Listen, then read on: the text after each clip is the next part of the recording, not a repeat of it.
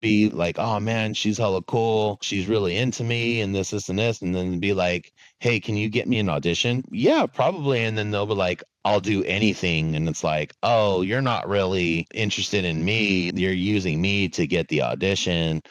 I only set up auditions for my homegirls who I genuinely respected and knew were legitimate talents. That's just how I operate. I never did it to where I was taking advantage of their interest in being a part of the club and being a go-go dancer there. I was very much well aware early on that I didn't want to be the guy that was like, well, I can do this, but what are you going to do for me? I'm very much in the mindset of helping people up, especially if they're talented, because I have a huge amount of respect for people who are legitimately talented.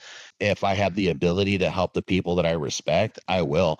But there's been girls that have come to me and they're really entitled and like, I've go-go danced here, I've go-go danced there, I'm model, I do this, I do that. Can you get me set up with an audition? First of all, like, I don't know you, but if you want an audition, then all you have to do is just email the club and they'll point you in the right direction. They're like, well, can't you put in a good word for me? And it's like, I've never worked with you. I don't know what your work ethic is. I've never seen you perform. I can see your pictures. You're pretty hot.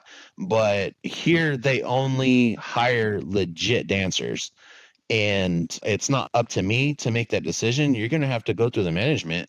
And then they'd be like, oh, okay, thanks. And then I'd never hear from them again. And then a couple of them would come up for an audition, but then they wouldn't make it. And so I'm like, okay, well, your talent normally speaks for itself.